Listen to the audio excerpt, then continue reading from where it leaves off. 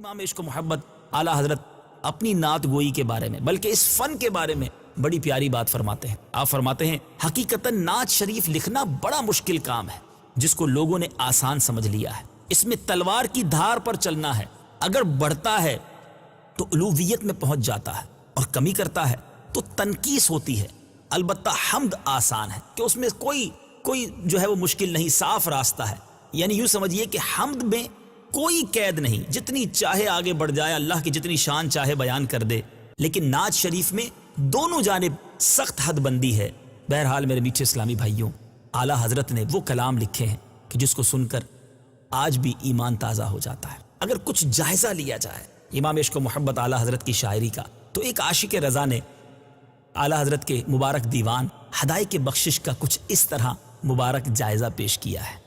رنگ رضا نرالا ہے.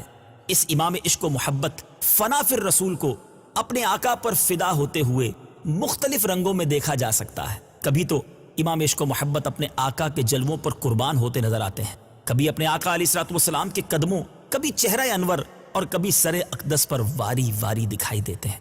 اعلیٰ حضرت رحمت اللہ تعالی علیہ کے کلام اور تحریروں کو پڑھیں تو کبھی بریلی کا تاجدار بارگاہ مصطفیٰ صلی اللہ تعالی علیہ وسلم کے راستے پر واری واری ہوتے دکھائی دیتے ہیں اور فرماتے ہیں واروں قدم قدم پہ کہ ہر دم ہے جان نو، یہ راہ جاں فضا میرے مولا کے در کی ہے. تو کبھی سرکار علیہ الصلوۃ والسلام پر جان فدا کرنے کی تمنا نظر آتی ہے، تو کبھی سگے طیبہ کے قدم چومنے کی تمنا، کہیں سگانے کوچا کے کتوں میں شمار ہونے کی التجا ہے، تو کہیں طیبہ میں مرنے کا اشتیاق رنگ دکھا رہا ہے. کہیں چمک والے آقا سے دل کو چمکانے کی التجا ہے، تو کہیں باد شفاعت سے دامن تر کی آبرو کی امید ہے. کہیں میدان محشر میں شفیع محشر جیسے حامی کی آمد کی امید ہے، تو دربار رسالت میں مجرم کی طرح حاضری کا انداز نظر آتا ہے. کہیں رحمت پر لاڈ کے انداز میں منہ مانگی پانے کی امید، تو کہیں اپنے اتوار پر شرمندگی کا رنگ دکھائی دیتا ہے. کس انداز پر گفتگو کی جائے، وقت کا امام کہیں تو غم زدوں کو مجدہ شفاعت کا سناتے نظر آتے ہیں، اور کہیں شافع امم سے خبر آوری کی التجا کرتے نظر آتے ہیں. کہیں بریلی کے تاجدار اپنے دل کو ناخن پاک کا شیدا بتاتے ہیں، اور کہیں اپنے رب عز و جل سے اپنے دل کو مصطفیٰ کی ولا میں گمانے کی التجا پیش کرتے نظر آتے ہیں. کہیں سید زادوں کی تعظیم میں انتہا کرتے نظر آتے ہیں، اور کہیں آل رسول کے بچے بچے کو نور والا کہتے نظر آتے ہیں. کوئی ایک رنگ ہو تو بیان کیا جائے. کبھی نعت لکھنے کو روح قدس سے طوبہ کی سب سے اونچی شاخ مانگتے نظر آتے ہیں، تو کبھی صاحب قرآن کو مداح رسول بیان کرتے نظر آتے ہیں. کبھی پل صراط سے وجد کے عالم میں گزرنے کا تصور ملتا ہے، تو کبھی محشر کی وحشت میں آقا کو دہائی دیتے نظر آتے ہیں. کبھی آقا کی مہک سے دل کے غنچے کھلے نظر آتے ہیں، تو کبھی آقا سے غم بے شمار ہونے کی التجا پیش کرتے نظر آتے ہیں.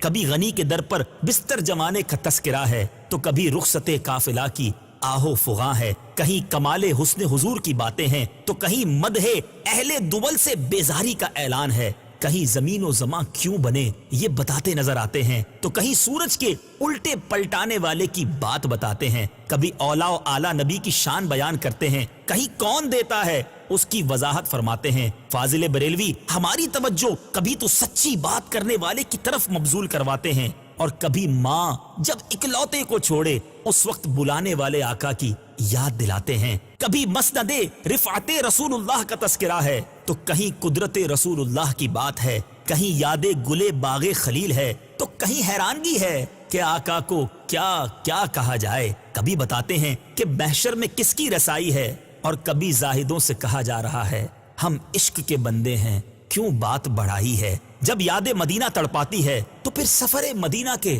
تذکرہ میں ڈوب جاتے ہیں، عشق کے رنگ میں نظر آتے ہیں. کبھی ماہ مدینہ سے تجلی عطا کرنے کی فریاد کرتے ہیں، اور کہیں بھینی سہانی صبح کا تذکرہ کرتے ہیں. کہیں راہ مدینہ پر چشم و سر رکھنے کی تمنا ہے، کہیں 70,000 فرشتوں کی حاضری کا تذکرہ ہے. کہیں آسی کو عمر بھر کی صلاح کی نوید سناتے نظر آتے ہیں، تو کہیں طیبہ میں مرنے کی بات، تو کہیں شہر شفاعت نگر کا تذکرہ کرتے نظر آتے ہیں. کبھی تو سرکار کی راہ گزر کی شناخت بتاتے نظر آتے ہیں، تو کہیں بھیک کی تمیز کا تذکرہ کرتے ہیں. کبھی تو بے حیائیوں پر منہ چھپانے کا تذکرہ ہے، تو کہیں مزے کی بھیک کی گفتگو ہے، کہیں سفر معراج کے تصور میں گم ہیں، تو کہیں نوری آقا کے دربار سے پیالہ نور بھرنے کی التجا کرتے نظر آتے ہیں۔ اور جب بریلی کا تاجدار بارگاہ رسالت صلی اللہ تعالی علیہ وسلم میں سلام بھیجتا ہے تو کیا نرالا انداز ہے۔ کبھی عاشقوں کے امام، غریبوں کے آقا، فقیروں کی ثروت پر سلام بھیجتے ہیں، تو کبھی شکم کی قناعت، مانگ کی استقامت، کان لالے کرامت، بھووں کی لطافت، نیچی نظروں کی شرم و حیا، اونچی بینی کی رفعت، چمک والی رنگت، لبوں کی نزاکت، دہن مبارک، زبان کی نافذ حکومت، بازوؤں کی قوت، دل افروز ساعت، مصطفیٰ جان رحمت پر سلام پیش کرتے نظر آتے ہیں۔